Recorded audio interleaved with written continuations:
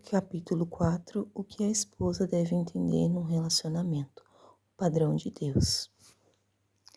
Nesse capítulo, os conceitos foram adaptados com permissão do material de Stuart Scott, pastor do Ministério da Família e Aconselhamento na Igreja, Comunidade da Graça, Sur Valley, Califórnia. Ao aconselhar as mulheres, ouço frequentemente a reclamação: tenho problemas de relacionamento ou preciso de ajuda para saber o que fazer a respeito de um relacionamento específico. O problema de relacionamento pode ser com a mãe, ou irmão, ou filho, amiga, ou pastor, ou colega de trabalho, ou marido. Como conselheira, vejo os exemplos da Escritura, que ajudarão a esposa a acharem um padrão piedoso de relacionamento para então segui-lo. Consideravelmente o melhor exemplo que temos desse padrão é encontrar na Trindade. Os membros da divindade triuna são para nós exemplos vivos de um relacionamento perfeito. Deus cultivou relacionamentos. Ele caminhava com Adão. À brisa da tarde, ele arrebatou Enoque para estar consigo. Concedeu a Noé seu favor. Ele comeu, conversou e fez aliança com Abraão. Ele confortou Agar no deserto e deu-lhe esperança. Providencialmente trouxe José ao Egito e preparou para um dia no futuro. Deus até deixou que Moisés visse sua glória de maneira inteira. Ele fez Davi um rei, deu-lhe um coração que era inteiramente voltado para o Senhor e providenciou os meios para que pecadores se reconciliassem, desculpa, irmãs, com ele em um relacionamento correto por meio de obra expiadora de Jesus Cristo na cruz. Um pouco antes de seu aprisionamento e crucificação, Jesus orou ao Pai em favor daqueles que colocaria sua fé e confiança nele. Ele baseou sua oração na obra que estava para realizar em favor deles na cruz e no fato que isso glorificaria o Pai. Jesus orou pedindo a Deus: santificai-vos na verdade, e orou para que os crentes se tornassem um com Deus, que todos sejam um, e como és tu, ó Pai, em mim, e eu em ti, também sejam eles em nós, para que o mundo creia que tu me enviaste. João 17, 21. Jesus também orou para que os crentes tivessem união completamente e perfeita em seu relacionamento uns com os outros. Eu lhes tenho transmitido a glória que me tens dado, para que sejam um, como nós o somos, eu neles e tu em mim, a fim de que sejam aperfeiçoados na união, para que o mundo conheça que tu me enviaste e os amaste, como também amaste a mim. João 17, 22, 23. Todos os cristãos têm sobrenaturalmente a união posicionada pela qual Jesus orou em João 17. se são marido e esposa, também estão unidos por Deus em uma só carne. Gênesis 2:24. A palavra hebraica traduzida por é echat, que significa semelhante, totalmente unido ou tudo junto. A mesma palavra é usada em Deuteronômio 6:4 para expressar que Deus é o único Senhor. Em outras palavras, de algum modo Deus faz o marido e a esposa serem um. Como a Trindade é uma unidade composta, a unidade que Deus tenciona que as pessoas tenham em seus relacionamentos é possível somente por meio de Jesus Cristo. Muito do que foi permitido na queda do homem pode ser resgatado pela união com Cristo. Somente em Cristo o relacionamento do marido com a esposa pode ser bom, piedoso e corretamente íntimo. O relacionamento da divindade é nosso módulo de relacionamento. Desde a eternidade passada, Deus, a Trindade, estabeleceu o padrão para os relacionamentos. O relacionamento entre a Trindade e íntimo é próximo, assim como a harmonia na Trindade, também pode haver harmonia num relacionamento matrimonial. Deus tensional e deseja que experimentamos isto. Devemos olhar para Deus, para seu padrão perfeito na Trindade, acertos compreendentes que se misturam para formar um relacionamento perfeito, harmonioso e íntimo. Estes componentes são as qualidades do caráter piedoso que cada membro da Trindade possui inerentemente. Deus tensionou que o homem possuísse muitas dessas mesmas características.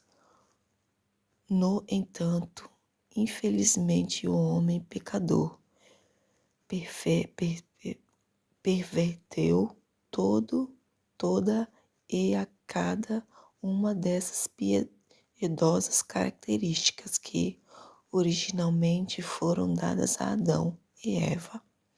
À medida que você estuda a seguinte tabela de comparação, logo percebe como o relacionamento entre os seres humanos tão facilmente desgastas.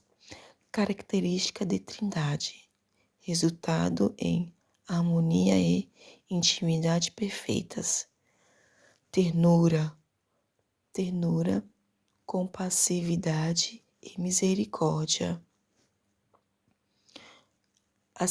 Acessibilidade e transparente. Bondade para com o outro, mostrar pela glorificação do outro. Amor, ações sacrificiais pelo outro. Comunicação perfeita um com o outro. Característica do homem caído, resultado em falta de harmonia e intimidade. Reduzida impiedade e crueldade, fechamento, privacidade e autoproteção, malícia para com o outro, mostrada em diminuir o outro para o engrandecimento de si mesmo. Egoísmo, ações feitas com interesse próprio. Mágoas em si por não se comunicarem biblicamente. comprometimento honesto e verdadeiro, com o padrão reto, conhecimento e entendimento perfeitos um com o outro, confiança e fidelidade em seu relacionamento. Ao realizar uma tarefa, a ordem, propósito e subordinação, valúria do Filho e do Espírito ao Pai, nenhum pode lutar por meus direitos. Engano, mentira e comprometimento consigo mesmo, conhecentemente e revelação limitados um com o outro.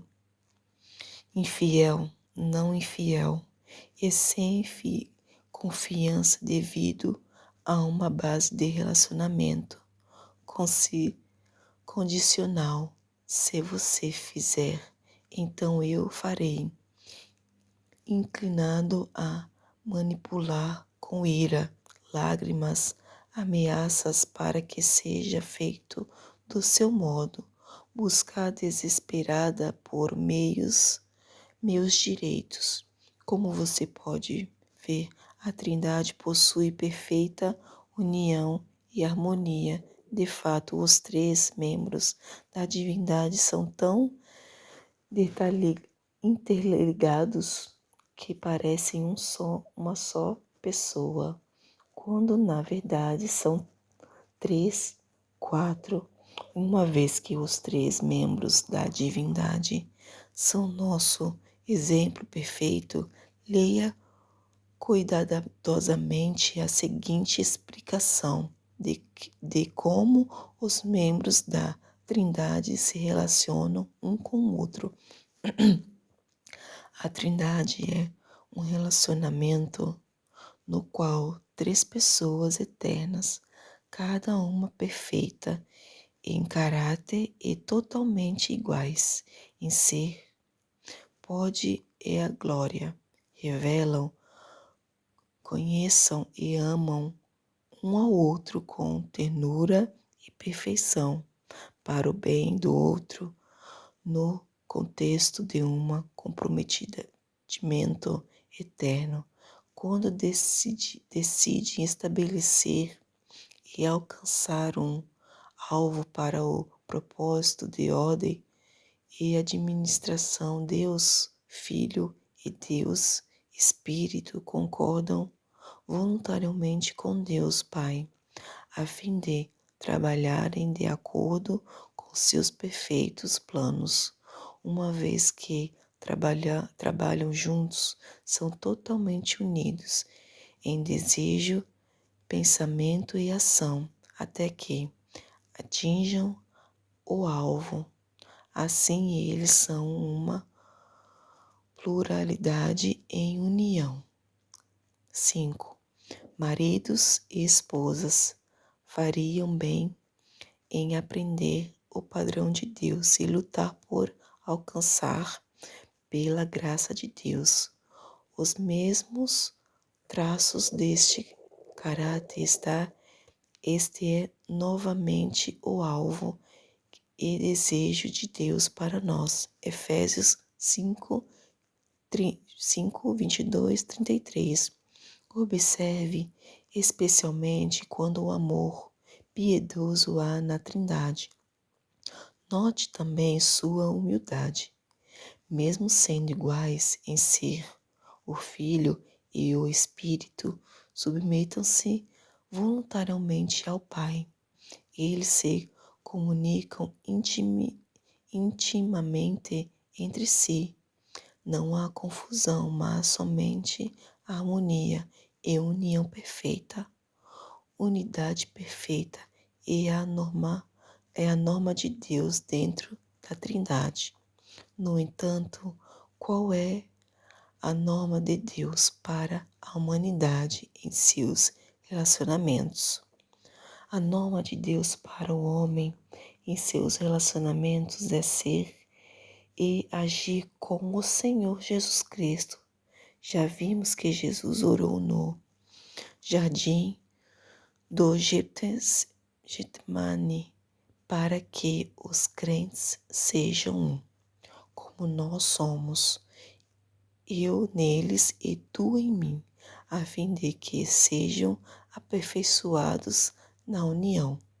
João 17, 22, 23. As orações de nosso Senhor por nós não cessarão, por isso também pode salvar totalmente os que por ele se acham a Deus, vivendo sempre para interceder por eles. Hebreus 7, 25. Para ser aperfeiçoada em unidade, você deve parar de fazer perguntas como: o que isso fará por mim? Ou o que vou ganhar com isso? Ou como posso alcançar meus desejos, necessidades? Em vez disso, pergunta-se como podemos glorificar a Deus, ou como podemos andar de maneira agradável a Deus e deleitar-nos nele. À medida que prosseguimos, deixo que sua ambição seja como a de Paulo, que almejava ser agradável a Deus. Veja a Crônica 2, 5, 9. Na verdade, Paulo sentiu tão fortemente que tenha de agradar a Deus que descreveu todo o seu propósito de vida com essas palavras: o viver é Cristo. Filipenses 1, 21. Naturalmente, estamos a nós mesmos, e quando o fizermos, somos como o rei Caldeu, Belzezar, quem Deus falou por meio do profeta Daniel. Te levantaste contra o Senhor do céu, a Deus em cuja mão está a tua vida e todos os teus caminhos, e ele não glorificaste. Daniel 5, 23. Pouco depois destes avisos, Belzezar viu aterrorizado uma mão vindo do Senhor, fazendo uma inscrição na parede. A inscrição relatava o fim iminente do reinado de Belzazar. Mais tarde, naquela noite, Belzazar foi morto. O fato de que Belzazar não glorificou a Deus é uma afronta pior do que não o glorificarmos. Penso que não. Deus quer que o glorifiquemos e conservamos hoje, pensando e agindo como o Senhor Jesus Cristo o fez. É que participemos ativamente no processo de nós tornarmos conformes à imagem do seu Filho. Romanos 8, 29. Veja também Romanos 12, 1, 2. Deus quer que paremos de viver para nós mesmas, que paremos de destruir relacionamentos e que conhecemos a viver para Ele. Paulo escreveu à igreja em Coríntios, dizendo: os que vivem não vivam mais para si mesmos, mas para aquele que por eles morreu e ressuscitou. 2 Coríntios 5. É fácil viver para si mesma. Contudo, termina insatisfação e vazio. Você pode pensar: estou disposta a me esforçar para ter um relacionamento mais próximo com o meu marido, mas ele não está. Se ele não deseja se comunicar ou é ríspido e ainda assim você reage de maneira piedosa, você está sofrendo por uma causa justa e Deus suprirá suas necessidades. Deus é o único para quem devemos olhar. Para mais informações sobre o pecado do marido, veja o capítulo 14. À medida que você olha para Deus e deseja ter um relacionamento normal com seu marido, devem tornar-se como Jesus e agir como ele agiria. Para mais informações sobre tornar-se como Jesus, seja o capítulo 5. Para se comunicar Cristo, você deve pensar e agir como Cristo. Para alcançar esse alvo, sua motivação deve mudar de o que posso ganhar com isto para o que posso dar. Seja 1 Coríntios 13:5, Filipenses 2:3. Consequentemente, você não deve esperar agradecimentos ou reconhecimentos. Você está apenas cumprindo sua tarefa mínima para Deus. Jesus nos comparou ao escravo que apenas fazia o que era seu dever. Assim também vós, depois de haverdes feito tudo quanto vos foi ordenado, dizei: somos servos inúteis, porque fizemos apenas o que devíamos fazer. Lucas 17:10. Dai-se ao seu marido e dá nada mais, nada menos do que o chamado do servo. É apenas o que você tem de fazer. Você tem de ser bondosa com seu marido. Você tem de ser acessível, transparente e honesta com ele. Talvez você lute com a acessibilidade, a transparência e a honestidade. Se for assim, a razão é que um pecador procura isolado, procura estar no controle, procura esconder-se da dor, da mágoa, procura proteger a si mesmo, tendo a si egoísmo, tendo a si egoísta por causa de nossas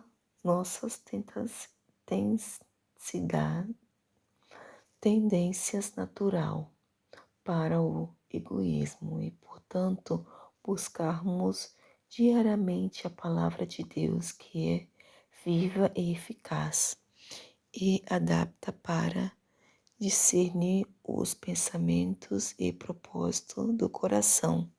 Hebreus 4:12. O Espírito Santo usará a santa palavra de Deus para convencê-la até o mais profundo, para que a motivação em seu relacionamento com Deus, com seu marido, seja a glória de Deus e não a glória do seu ego.